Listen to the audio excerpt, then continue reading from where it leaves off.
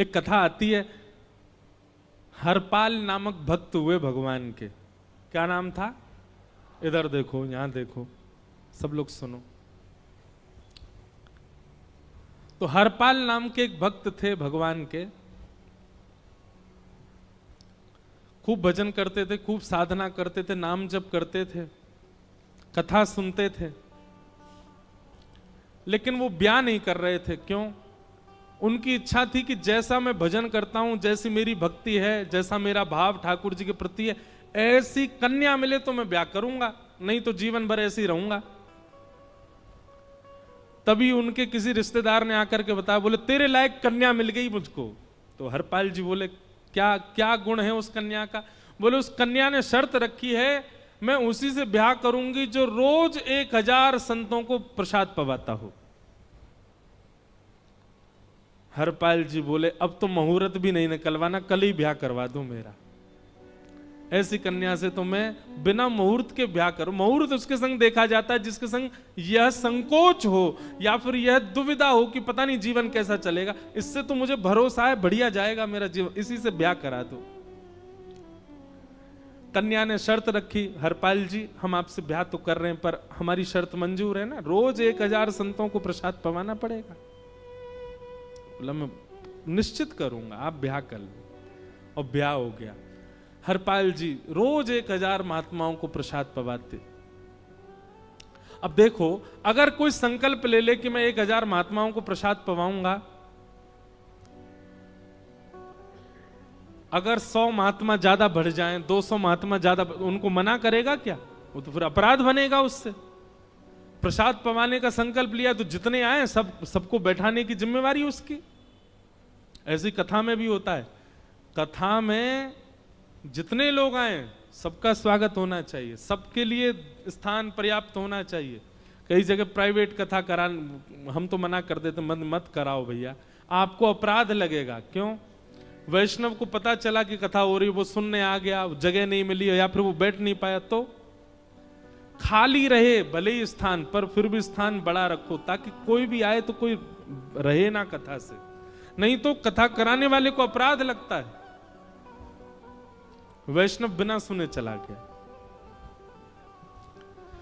तो हरपाल जी ने नियम ले लिया, रोज 1000 महात्माओं को भोजन कराते। अब 1000 की जगह कभी कभी 1200 भी हो जाते, 1300 भी हो जाते, 1500 भी हो जाते।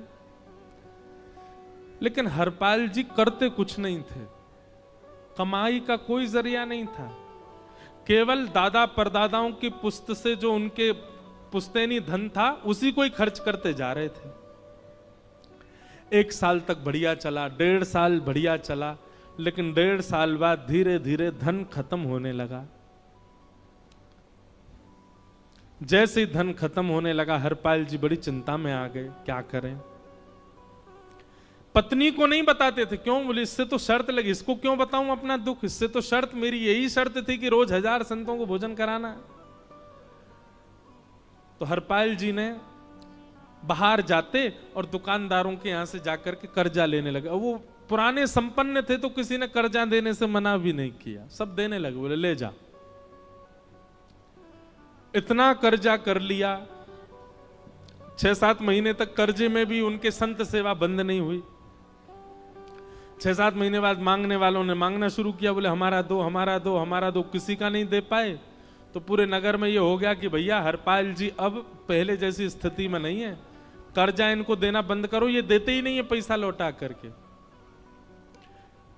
सब बिगड़ने लगा, धन नष्ट हो गया, इज्जत चली गई, लेकिन उनकी संत सेवा नहीं रुकी, रोज संत सेवा करते। एक दिन मन में विचार करने लगे, अब क्या करूं, अब तो मुझे कोई कर्जा भी नहीं देता,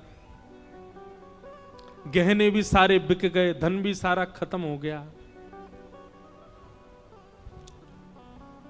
तो हरपाल जी ने मन बनाया कि मैं चोरी करूंगा, और चोरी करके ठाकुर जी, आप लोग मत करना ऐसा, चोरी करूंगा। हरपाल जी चोरी करने जाने लगे, लेकिन हरपाल जी का नियम था कि वो किसी के धन की चोरी नहीं करते थे। संपन्न लोगों के घर में जाते थे और उनकी रसोई घर की सामग्री चुरा लाते थे, चीनी, दाल, आटा, चावल, मूंग, नमक मिर्च, ताकि भंडारा हो जाए सवेरे। इस प्रकार महाराज चोरी होने लगी। एक घर की हुई, दो घर, अब तो हल्ला होने लगा। बोले कि घरों की सामान राशन चोरी हो जाता है। वो बड़ा विचित्र चोर है, धन नहीं चुराता है, राशन चुरा के भागता है। ऐसी चोरी होने लगी महाराज। अब तो लोगों ने अपने अपने घरों में पहरेदारी शुरू कर दी कि चोरी ना हो। तो हरपाल जी को और दिक्कत होने लगी, क्या करें कैसे करें। धीरे धीरे हरपाल जी इस स्थिति में आ गए कि अब संपन्न लोगों के यहां उन लोगों को ढूंढते जो ना कभी संत सेवा करते ना वैष्णव सेवा करते, और उन लोगों के यहां जाकर के थोड़ा बहुत धन चुरा लेते, स्वर्ण चुरा लेते। करना कुछ नहीं, अपना घर नहीं बनाते थे, बसाते थे, संत सेवा करते थे। ठाकुर जी रीझ गए हरपाल से। ठाकुर जी बोले देखो ये सब चोरी कर करके और मेरे संतों को पवारा है। ठाकुर जी बोले इस पर अनुग्रह करने जाना है। भगवान सिंहासन से उठ करके तैयार होने के लिए गए और बढ़िया महाराज नकली सी मूछ लगा करके, ऊपर सिर पर पाग पहन करके और थोड़ा पेट सा बाहर निकाल के, गले में खूब सारी जंजीर डाल के, हाथों की हर उंगली में अंगूठी पहन करके, सोने की जूतियां डाल करके, कौंधनी सोने की पहन करके, और एक बैंत समझते वृद्ध लोग लेकर के चलते, बैंत सोने का मड़ा हुआ बैंत लेकर के ठाकुर जी तैयार हो गए, एक सेठ जी बन गए। लक्ष्मी भैया ने पूछा भगवान बड़ा सुंदर स्वरूप धारण किया, कहां जा रहे हो?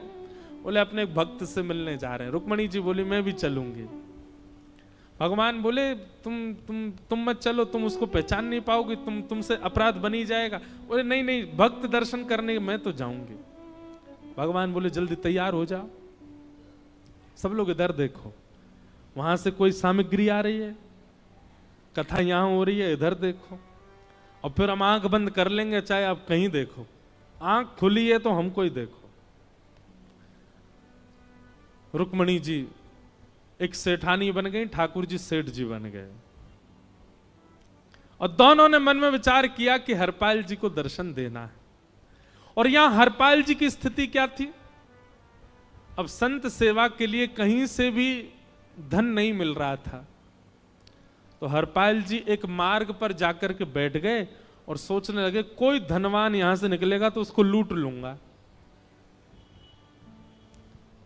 और लूट के भाग जाऊंगा, सारा धन संत सेवा में लगा दूंगा। तभी उस मार्ग पर कोई और तो आया नहीं, ठाकुर जी सेठ बन करके आ गए। और महाराज खूब सारे गहने पहन करके, पाग बढ़िया सोने की जड़ाऊ पाग पहन करके, ऐसे वस्त्र पहन करके, और छम छम करते चलते आ रहे हैं। उन गहने ही बज रहे हैं ठाकुर जी के।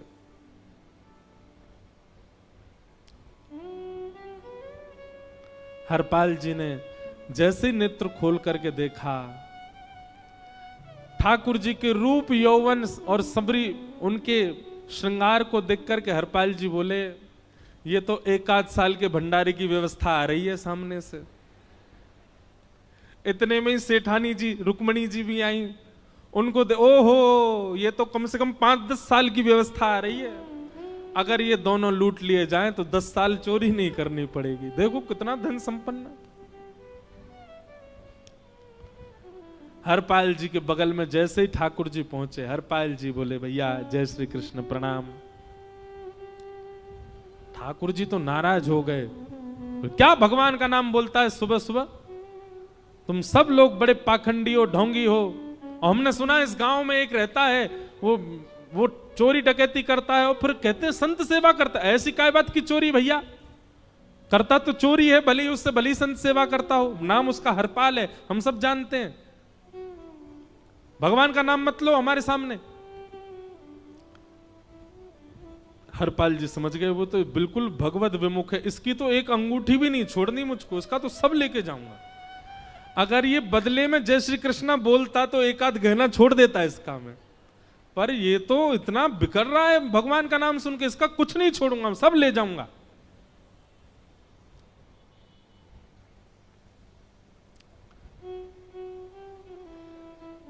हरपाल जी बोले हाँ भैया, एक रहता तो है डकैत इस गांव में, और उसका कोई पता नहीं है, वो कभी भी आ जाता है। लेकिन एक मार्ग जंगल में होकर के है, उसमें गांव में नहीं जाना पड़ता। जंगल से गुप्त चुप निकल करके पूरे गांव पार हो जाएंगे, आप शहर पहुंच जाओगे। उसका रास्ता मुझे ही पता है। सेठ जी बोले तो तुम हमको पार करवा दो। हरपाल जी बोले मैं पार तो करवा दूंगा, लेकिन भगवान मेरे घर कुछ मेहमान आए हैं, उनके भोजन आदि की व्यवस्था के लिए मैं तो बाजार आया था, मेरे पे धन नहीं है। आप यदि मुझको कुछ दे देंगे तो मैं घर पर व्यवस्था करके आऊंगा, तुरंत आपको लेकर के गांव पार करवा दूंगा। ठाकुर जी ने उसको कुछ सोने की मोहर दे दी। बोले लो तुम अपने घर की व्यवस्था कर आओ। हरपाल जी ने सामग्री खरीदी, घर पर पहले व्यवस्था करके आए। बोले आज की व्यवस्था हो जाए, क्योंकि आज तो 10 साल का सब चोरी करना समय लगेगा। पत्नी से कहा भोजन प्रसादी बनाओ, संतों को पवाओ। संत पूछेंगे मैं कहां है, तो कहना कि आप लोगों की 10 साल की व्यवस्था करने गए आज। हरपाल जी लौट करके आए और सेठ जी से कहा आइए आइए चल दीजिए मेरे साथ और हमारे संगी चलना बिल्कुल। ठाकुर जी रुक्मणी जी चलने लगे। जैसे ही विहंगम जंगल में पहुंचे, भयंकर भयावह जंगल, बीच जंगल में जैसे ही पहुंचे, हरपाल ने पीछे मुड़ करके देखा, दोनों चले आ रहे हैं। तुरंत महाराज वो तो अपने रूप में आ गया, शेर की तरह गर्जना करने लगा, अपनी लाठी धर दी सामने और अपने सिर का स्वाफा निकाल करके सामने बिछा दिया। भगवान जो सेठ जी के रूप में आया, भगवान बोले भैया ये क्या कर रहे हो? बोले मैं ही हरपाल हूं। सारे सामग्री निकालो, डाल दो यहां पे, एक चीज भी मत छोड़ना, नहीं तो तुम जानते नहीं हो तुम्हारा क्या करूंगा। ठाकुर जी तो थर थर कांपने लगे। रुक्मणी जी बोली देखो कैसा नाटक कर रहे हैं। रावण के आगे नहीं डरे थे, कुंभकर्ण के आगे नहीं डरे, हिरण्यकश्यप के आगे नहीं डरे, और वो हरपाल के आगे ऐसे कांप रहे हैं। भगवान तो मन की सब समझ जाते हैं, कौन ही मारने, वो तुम भी कांपो क्यों? बोले भक्त है भैया, ये हमारो भक्त है। अनुब्रजम में हम नित्यम पूये ये तन्य रेणु भी, इसने हमारे लिए सब गवा दिया, हमारे वैष्णव संतों के लिए सब लुटा दिया, इसके आगे भयभीत होने में कोई लज्जा नहीं। लक्ष्मी नारायण दोनों कांप रहे हैं और हरपाल कह रहा सब निकालो। ए सेठानी जी कान के कुंडल उतारो। कान कुंडल उतार दिए, नाक की नथनी उतार दी, सब उतार उतार के धर दिए, हाथों के सब कड़ूला आदि भी धर दिए। भगवान ने भी अपने सब उतार उतार। बोले बैंत कहां लेके जा रहे हो? उसको भी धर दो। बोले अरे भैया बुढ़ापे की लाठी, हम गिर जाएंगे। बोले कुछ नहीं गिरोगे, धर दो इसको। जीवन में कभी राम ना, जय श्री कृष्ण बोलने पे चिल्ला रहे थे मुझ पे, रखो इसको यहां पे। सारा धर दिया। बोले बहुत बढ़िया हो गया, अब 10 साल की व्यवस्था हो गई। इतने में भगवान की कनिष्ठ उंगली में एक अंगूठी थी। हरपाल बोला ये कहां बचा के ले जा रहे हो, उसको दो। बोले अरे भैया ये तो बहुत बचपन की हमारी अंगूठी है और ये आज तक हमारी निकली ही नहीं है और ये निकल ही नहीं पाएगी, इसको बाहर हम निकाल ही नहीं सकते, इसको तो रहने दो हमारे पास। बोले तुम क्या जानो, इस अंगूठी से कम 1 हफ्ता संत भोजन होगा और तुम पे तो दया करनी नहीं है। चिल्लाए थे मुझ पे जय श्री कृष्ण बोलने पर, निकालो इसको। भगवान खूब प्रयास करें, वो नहीं निकले तो हरपाल जी ने उंगली पकड़ी। बोले इसको काट देता हूं मैं, तुम्हारे पास उंगली रहने का कोई काम नहीं है, तुम उंगली से करते ही क्या हो। और महाराज जैसे ही उंगली पकड़ करके काटने का मन किया, वो काटने ही वाले थे, इतने में ही द्वारिकाधीश भगवान शंख चक्र गदा पद्म धारण करके प्रकट हो गए सामने। रुक्मणी जी महालक्ष्मी के रूप में प्रकट हो गई और दोनों ने अपने अंक में हरपाल को भर लिया। हरपाल जी समझ नहीं पा रहे ये क्या हुआ, दूर हटे। बोले नाथ, बोले हम साक्षात द्वारिकाधीश, ये साक्षात रुक्मणी तुम्हारी भक्ति से प्रसन्न होकर तुमको दर्शन देने आए हैं। हरपाल जी घुटने के बल बैठ गए, रोने लगे, सर रख दिया चरणों में, पटकने लगे। बोले नाथ, मैंने अपने नाथ को लूटा, आज मैंने अपने स्वामी के साथ डकैती कर रहा था, मैं अपने स्वामी की उंगली काटने पर मजबूर हो गया था, इसका मतलब तो मैं पापी हूं। मेरा पाप इतना प्रचंड हो गया कि मैं आपके रूप को नहीं पहचान पाया। भगवान ने हृदय से लगा, नहीं हरिपाल, तुमने कभी अपने लिए प्रयोग थोड़ी किया। तुम्हारी पत्नी भूखे सो जाते हो, लेकिन संतों को भूखा नहीं जाने देते। ठीक है, उसके लिए भले ही तुमने वह गलत मार्ग अपनाया जो नहीं अपनाना चाहिए था, परंतु उसमें उद्देश्य कोई और तो नहीं था, मेरे जनों की सेवा ही तो थी, मेरे वैष्णवों की सेवा।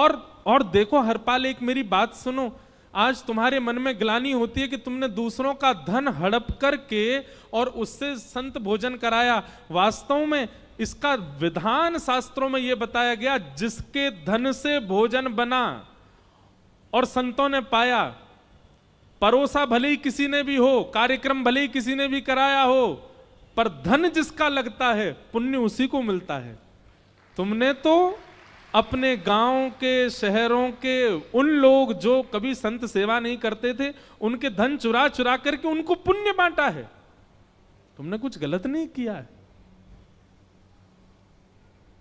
हां, अपने प्रयोग में यदि लेते तो पाप हो जाता, लेकिन तुमने तो एक रत्ती भी अपने प्रयोग में नहीं ली, सब संतों में लगा दी, और जितने लोगों का धन चुराया उन सबको पुण्य प्रदान कर दिया।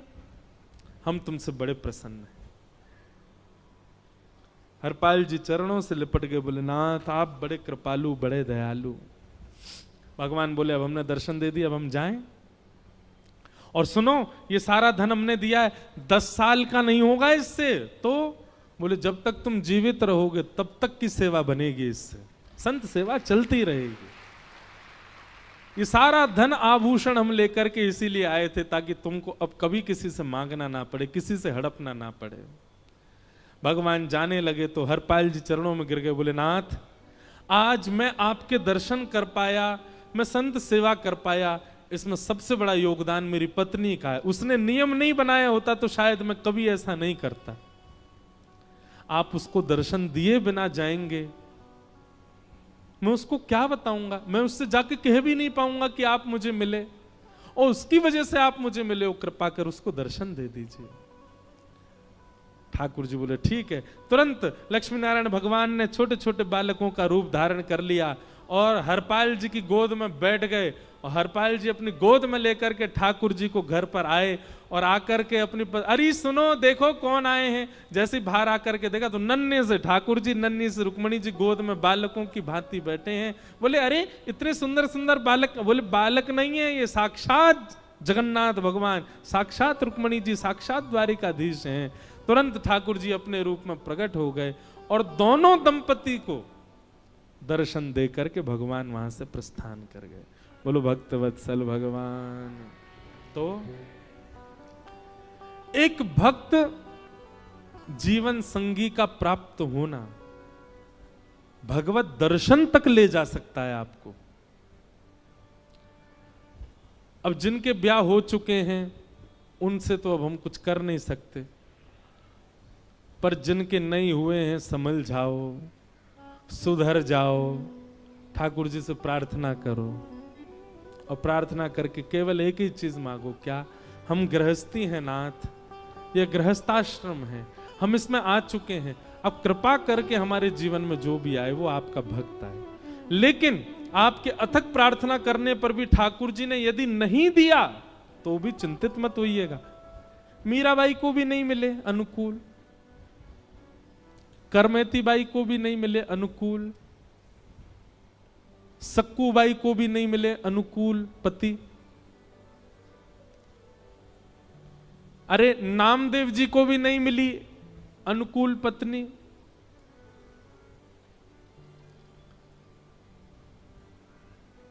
इसलिए अनुकूल मिल जाए तो भगवान की बहुत बड़ी कृपा, नहीं मिले तो उससे चिंतित मत होना।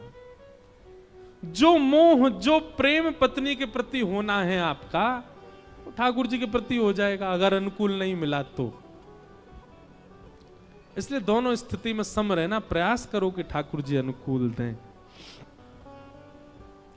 तो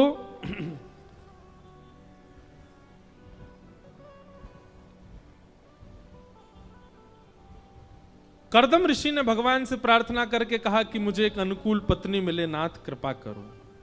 और कैसी पत्नी मिले जो मुझसे ज्यादा आपसे प्रेम करे, मुझसे ज्यादा आपका भजन करे, मुझसे ज्यादा आपको ध्याए। कर्दम ऋषि की बात सुनकर के भगवान बड़े प्रसन्न हो गए। भगवान ने कहा, बोले ऋषि, परसों स्वयंभू मनु तुम्हारे यहां आएंगे अपनी पुत्री देवहूति को लेकर के, वही तुम्हारे लिए अनुकूल है, उससे तुम ब्याह कर लेना। कर्दम ऋषि बोले, मतलब क्या मुझे कहना पड़ेगा कि अपनी बेटी से मेरा ब्याह करा दो? ये तो बड़ा अटपटा लगेगा।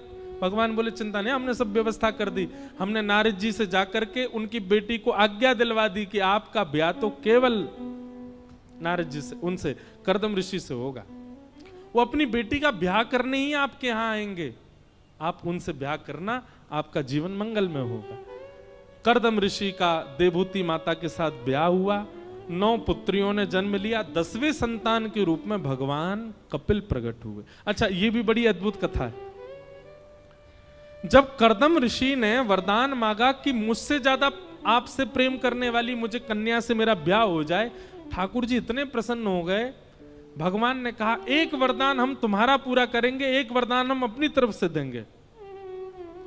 भगवान बोले, देवहूति से तुम्हारा ब्याह होगा तो तुम्हारी कामना पूरी हो गई। अब एक वरदान हम अपनी तरफ से देंगे कि तुम्हारे यहां पुत्र बन के हम ही आएंगे, हम ही तुम्हारे पुत्र बन के आएंगे। क्योंकि भक्त पत्नी भक्त पति, तो निश्चित है संतान हमारी, हम जैसी ही प्रकट होगी। 9 पुत्रियों के बाद 10वें पुत्र के रूप में भगवान कपिल प्रकट हुए।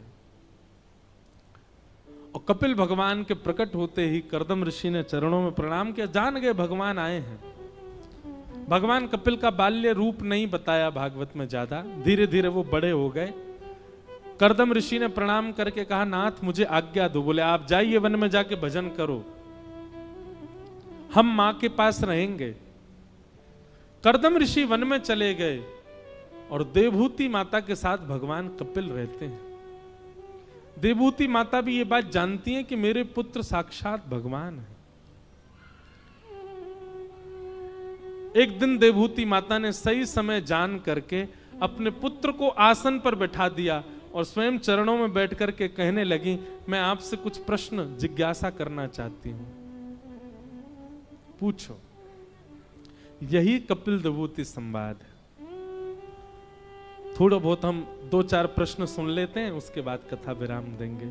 और कल की बात सुन लो, कल ठाकुर जी का जन्मोत्सव है। कथा में कल सब लोग बढ़िया सुंदर सज धज के आना, बस ज्यादा आभूषण पहन के मत आना, कहीं पता चली हरपाल जी आ गए तो हरपाल जी मतलब कथाओं में कई लोग आ जाते हैं जो खींच ले जाते हैं, इसलिए व्यवस्थित होके आना। कल ठाकुर जी का नंदोत्सव मनाया जाएगा ठीक 2 बजे से। आज भी थोड़ा विलंब हुआ, पर कल 2 बजे से ही कथा होगी और 5-5:30 बजे ही नंदोत्सव होगा। इसलिए आप लोग विलंब नहीं करना, कल समय से आ जाइएगा, खूब सुंदर बन के आना, खूब आनंद के साथ खूब उत्सव मनाएंगे कल ठाकुर जी का। 2 से 5 कथा रहेगी और फिर उत्सव के बाद सबको बधाई भी मिलेगी। बधाई ले लेकर के सब लोग अपने घर जाना। फिर अगले दिन गोवर्धन लीला, उसके अगले दिन रुक्मणी विवाह और फिर कथा विश्राम होगी। विश्राम वाले दिन की कथा भी हो सकता है 1-8 घंटा पहले शुरू हो, क्योंकि रात्रि में ही हमको प्रस्थान करना है। तो वैसे तो 2 से 5 ही समय है, विश्राम वाले दिन ज़्यादा से ज़्यादा 1 से 4 हो जाएगा, इससे ज़्यादा पहले नहीं करेंगे। तो आप सब लोग समय का ध्यान रख के आइएगा। हम कुछ प्रश्न देवहूति के सुन करके और फिर कथा को विराम देंगे, बहुत ध्यान से सुनिएगा।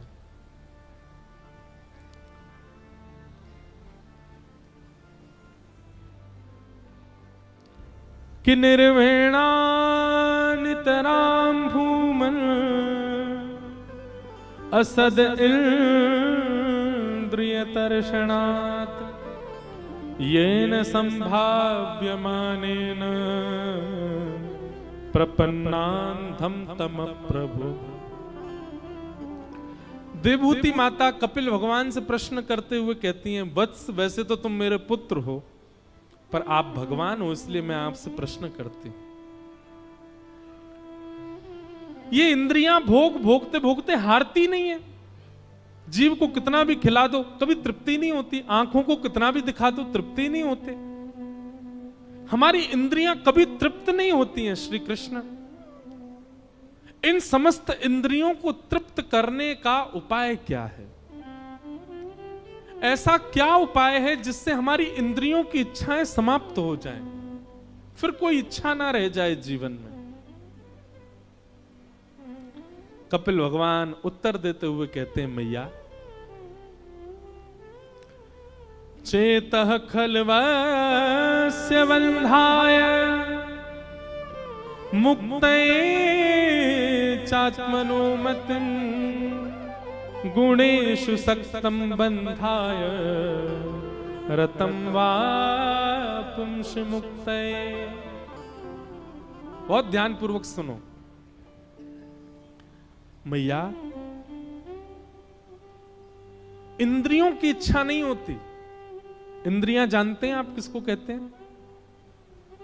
हमारे शरीर में कितनी इंद्रियां होती हैं? 10।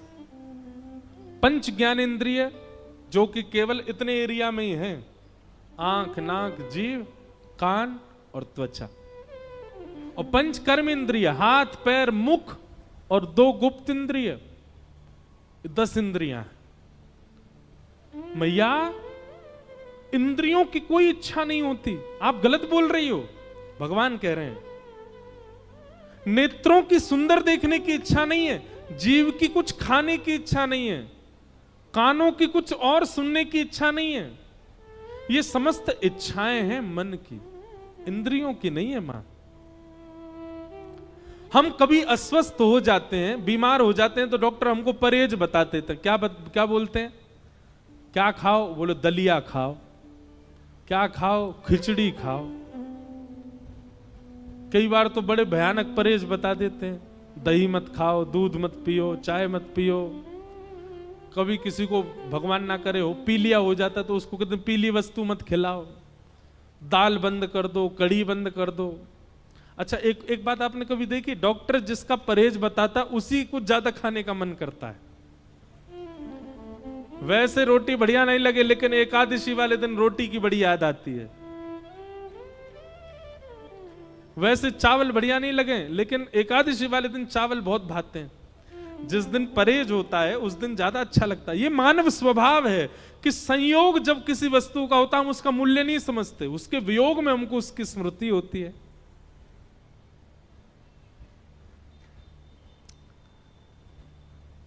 भगवान कह रहे हैं, मैया, इंद्रियों की इच्छा नहीं होती। इंद्रियों को तो जो दे दोगे वो स्वीकार कर लेंगी।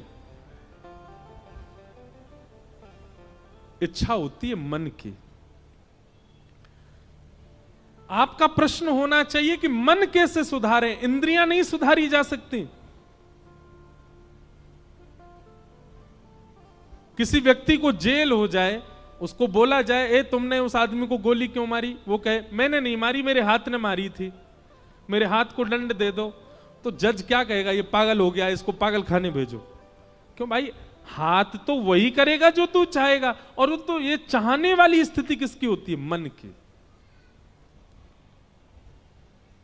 कर्म तो मन ही करवाता है ना। मैया, इंद्रियां नहीं सुधारी जाती, मन सुधारा जाता है। मन सुधर जाएगा, समस्त इंद्रियां अपने आप सुधर जाती हैं। और मन को सुधारने का एक ही उपाय है, क्या? सत्संग। मन केवल एक भाव से सुधरेगा, सत्संग से। अच्छा, सत्संग किसको कहते हैं? सत्संग का मतलब पता है? बोले हाँ, जो हम 2 बजे से बैठ के यहां कर रहे हैं ये सत्संग है। यह ही सत्संग नहीं है। धोती पहन के रहना यह भी सत्संग है। तिलक धारण करके रहना यह भी सत्संग है। कंठी माला पहनना यह भी सत्संग है। किससे बात करना, किससे ना करना यह भी सत्संग है। क्या खाना, क्या नहीं खाना यह भी सत्संग है। आपकी संपूर्ण दिनचर्या सत्संग कहलाती है। क्या खाते हो, क्या पहनते हो, कहां जाते हो, किससे मिलते हो, कैसे बोलते हो, कैसे। अरे लेटना भी सत्संग होता है। लेटने का तरीका, कई लोग बैठते कैसे, सोफा पे ऐसे बैठ जाते हैं, अधर होकर के हाथ पाम ऊपर कर लिए, पाम सामने टेबल पर धर लिए, उसके बैठने की अदब से ही पता चलता है कि ये अच्छा आदमी नहीं। पर कोई बैठता हो डिसेंट तरीके से, ऐसे सुख आसन में बैठ जाता हो, मेरुदंड सीधा रखता हो, अपनी गर्दन सीधा रखता हो, उसके स्वरूप से पता है सत्संगी है। बैठने का तरीका, बोलने का तरीका, चलने का तरीका, खाने के व्यंजन, पीने का पानी, सोने का स्थान, सब आपका सत्संग बताता है और इन सब से मन पर प्रभाव होता है। ये सब सत्संग कहलाते हैं। सदपुरुषानाम संग इति सत्संग, सदग्रंथानाम संग इति सत्संग, सदव्यंजनानाम संग इति सत्संग, सब सत्संग है। मां, सत माने भगवान, और आपकी हर स्थिति ऐसा संग करती है जिससे भगवत प्राप्ति हो, वो सब सत्संग कहलाता है। सत्संग। मां, यदि आप चाहती हो कि आपका मन शुद्ध हो, पवित्र हो, एकाग्र हो, तो आपको सत्संग करना चाहिए। किनका संग करें? तब पंच गुण बताए। कौन कौन से पंच गुण? तितिक्षवः कारुणिका सुहृदः सर्वदेहिनां, अजात शत्रवः शांता साधवः साधुभूषणा।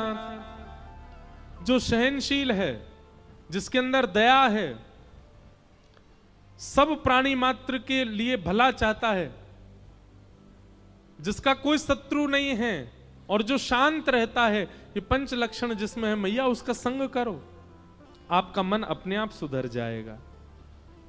सत्संग की विधा और मन एकाग्र की विधा भगवान ने यहां पर बताई।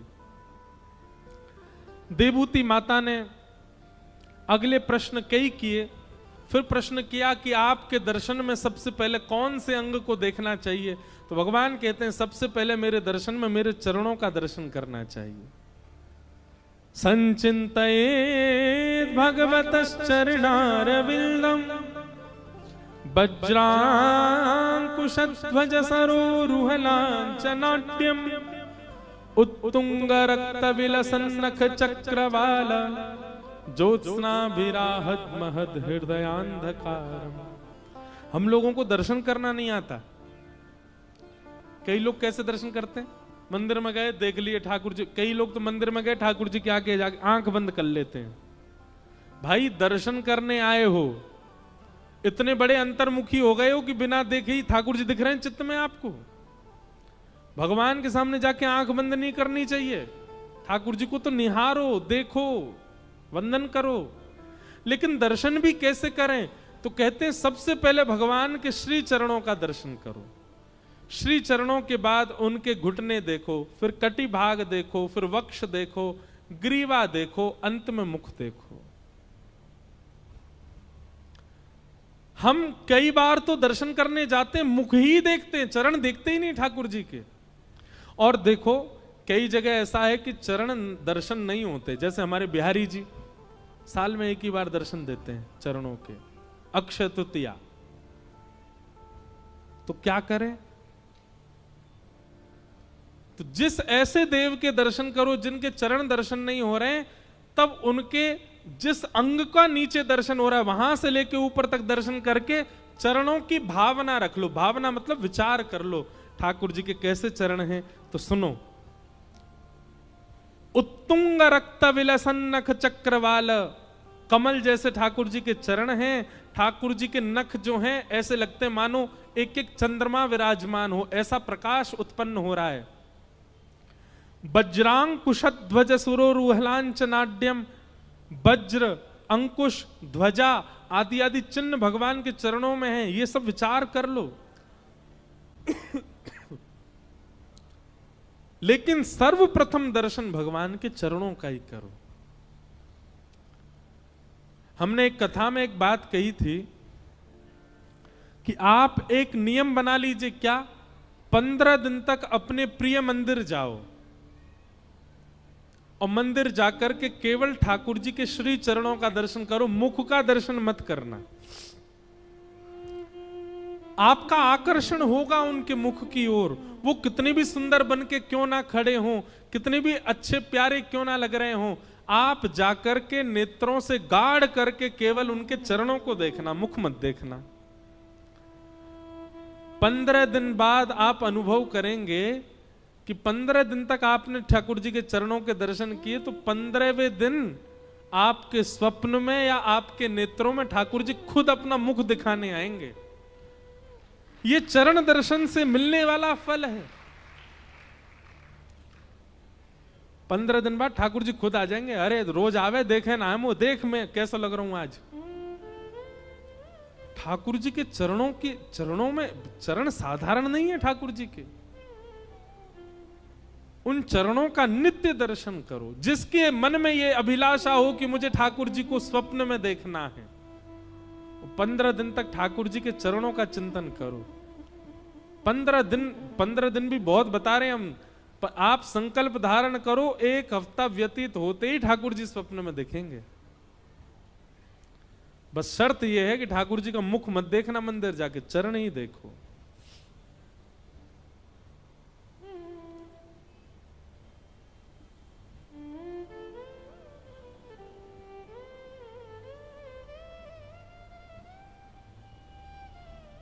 सबने चरणों की वंदना गाई, चाहे वो मीराबाई हो, चाहे वो तुलसीदास हो, चाहे वो रैदास हो, चाहे वो सूरदास हो, चरणों की वंदना सबने की है।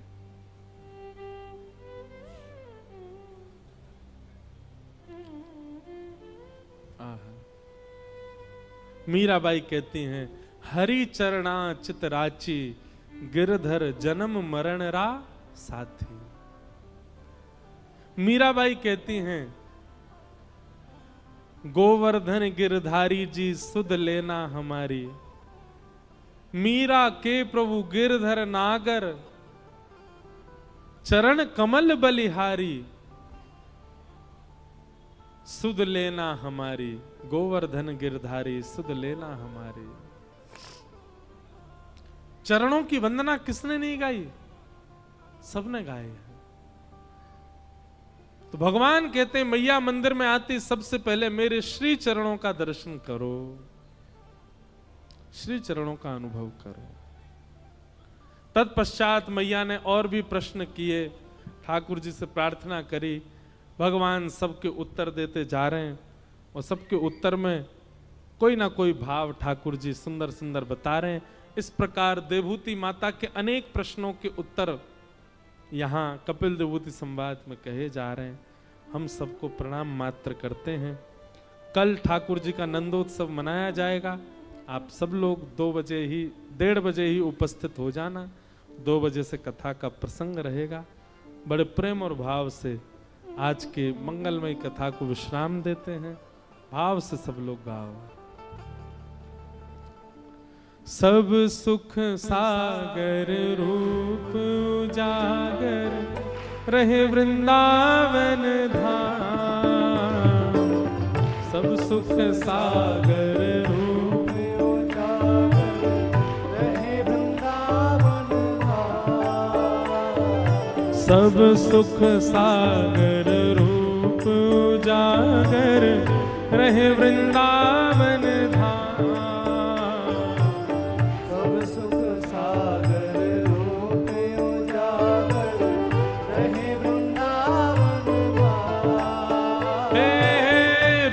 गोस्वामी प्रगट कियो जहां, रूप गोस्वामी प्रगट कियो। रूप गोस्वामी प्रगट कियो जहां, रूप गोस्वामी प्रगट कियो। राधा गोविंद रूप निधान, वृंदावन प्यारो वृंदावन। हे श्री वृंदावन मेरो वृंदावन। रूप गोस्वामी प्रगट कियो जहां, रूप गोस्वामी प्रगट कियो। राधा गोविंद रूप निधान।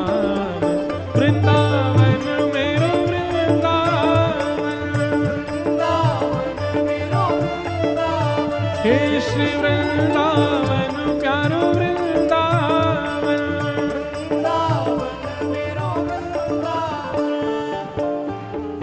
बिहरत निस दिन कुंज गलन में, ब्रज जन मन सुख धाम। बिहरत निस दिन कुंज गलन में, ब्रज जन मन सुख धाम। हे मदन मोहन को रूप निरख के, मदन मोहन को रूप निरख के, श्री मदन मोहन को रूप निरख के, मदन मोहन को रूप निरख के, हे सनातन बलि बलि जाए, वृंदावन मेरो वृंदावन, वृंदावन मेरो वृंदावन, हे श्री वृंदावन प्यारो वृंदावन, वृंदावन मेरो वृंदावन, मदन मोहन को रूप निरख के, मदन मोहन को रूप निरख के, सनातन बलि बलि जाए, वृंदावन प्यारो वृंदावन, वृंदावन प्यारो वृंदावन, हे श्री वृंदावन मेरो वृंदावन, वृंदावन मेरो वृंदावन। सब लोग गाओ। गोपी ग्वाल सब ही और धारे, प्यारो गोपीनाथ, गोपी ग्वाल सब ही और धारे, प्यारो गोपीनाथ। हाँ प्यारो प्यारो गोपीनाथ, प्यारो प्यारो गोपीनाथ। हे मधु पंडित जिन कंठ लगायो, मधु पंडित जिन कंठ लगायो, और है रही जय जयकार, वृंदावन प्यारो वृंदावन, वृंदावन प्यारो वृंदावन, श्री वृंदावन मेरो वृंदावन, वृंदावन प्यारो वृंदावन, मधु पंडित जिन कंठ लगाओ, और है रही जय जयकार, वृंदावन मेरो वृंदावन, वृंदावन मेरो वृंदावन, हे श्री वृंदावन प्यारो वृंदावन, वृंदावन मेरो वृंदावन। श्री गोपाल भट्ट जुकी हृदय वेदना, प्रगट्यो शालिग्राम, गोपाल भट्ट जुकी हृदय वेदना, प्रगट्यो शालिग्राम। हाँ प्यारो प्रगट्यो शालिग्राम, प्यारो प्रगट्यो शालिग्राम। हे रूप सुधा को खान हमारो, रूप सुधा को खान हमारो, रूप सुधा को खान हमारो, रूप सुधा को खान हमारो। हे प्यारो राधा रमण जुलाल, वृंदावन मेरो वृंदावन, वृंदावन मेरो वृंदावन, हे श्री वृंदावन प्यारो वृंदावन, वृंदावन प्यारो वृंदावन, रूप सुधा को खान हमारो, रूप सुधा को खान हमारो, वृंदावन में सब तेनारो, वृंदावन में सब तेनारो, श्री राधा रमण जुलाल, वृंदावन मेरो वृंदावन, वृंदावन मेरो वृंदावन, हे श्री वृंदावन प्यारो वृंदावन, वृंदावन मेरो वृंदावन। आतुर हित हरिवंश पुकारो, श्री राधा राधा नाम, आतुर हित हरिवंश पुकारो, राधा राधा नाम। आतुर हित हरिवंश पुकारो, श्री राधा राधा नाम। आतुर हित हरिवंश पुकारो, राधा राधा नाम। सघन कुंज यमुना तट आयो, सघन कुंज यमुना तट आयो। मदन टेर वृंदावन आयो, मदन टेर वृंदावन आयो। हे प्यारो राधा वल्लभ लाल, वृंदावन मेरो वृंदावन, वृंदावन मेरो वृंदावन। हे श्री वृंदावन प्यारो वृंदावन। वृंदावन मेरो वृंदावन। मदन टेर यमुना तट आयो, मदन टेर हे प्यारो राधा वल्लभ लाल, वृंदावन प्यारो वृंदावन। वृंदावन प्यारो वृंदावन। हे श्री वृंदावन मेरो वृंदावन। वृंदावन प्यारो वृंदावन। जुगल किशोर को लाड़ लड़ायो, नवल कुंज ही अमान। जुगल किशोर को लाड़ लड़ायो, नवल कुंज ही मां। हे कुंजन कुंजन की रज धारे, कुंजन की रज धारे। कुंजन कुंजन की रज धारे।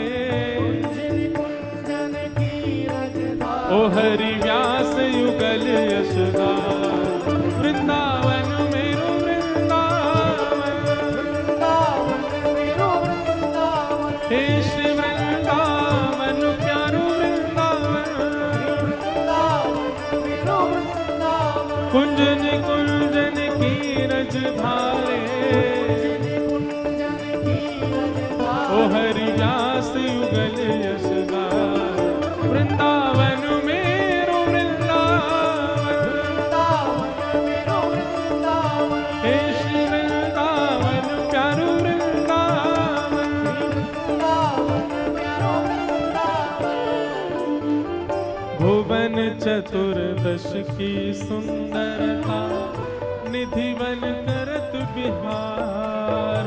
भुवन चतुर्दश की सुंदरता, निधिवन करत बिहार। प्यारो निधिवन करत बिहार। प्यारो निधिवन करत बिहार। भुजा उठा के कहो, श्यामा प्यारी कुंज बिहारी। श्यामा प्यारी कुंज बिहारी। श्यामा प्यारी बांके बिहारी। श्यामा प्यारी बांके बिहारी। और जय जय श्री हरिदास, वृंदावन मेरो वृंदावन।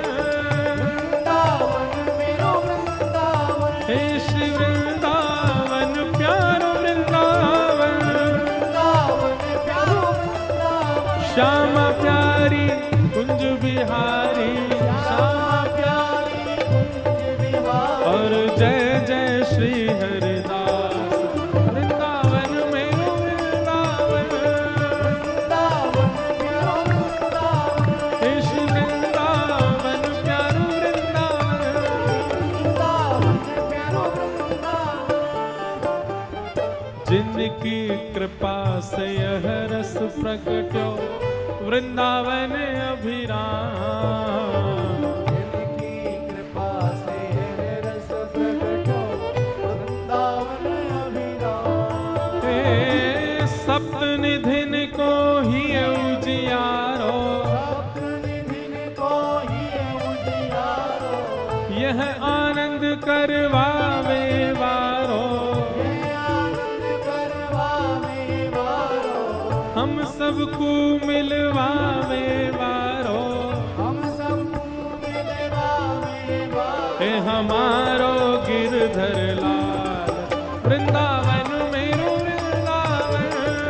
वृंदावन मेरो वृंदावन। हे श्री वृंदावन प्यारो वृंदावन। वृंदावन मेरो वृंदावन। जय राधे राधे, राधे राधे। श्री राधे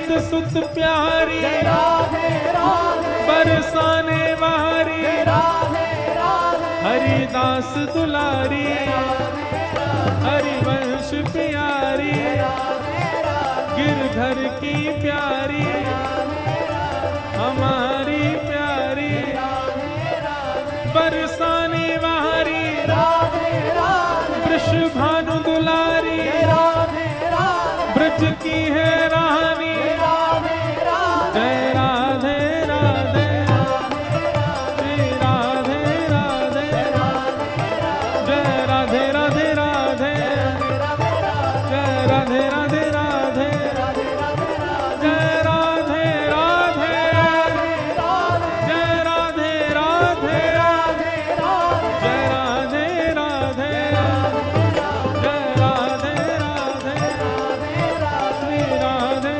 राधे जय राधे राधे जय जय श्री राम जय जय श्री राम जय जय श्री राम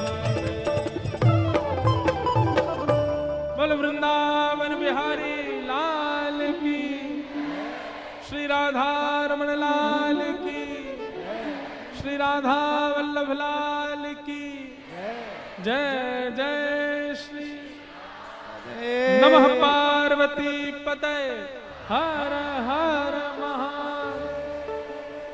आप सब लोगों को बहुत बहुत जय श्री कृष्ण, जय सिया राम, जय श्रीमन नारायण।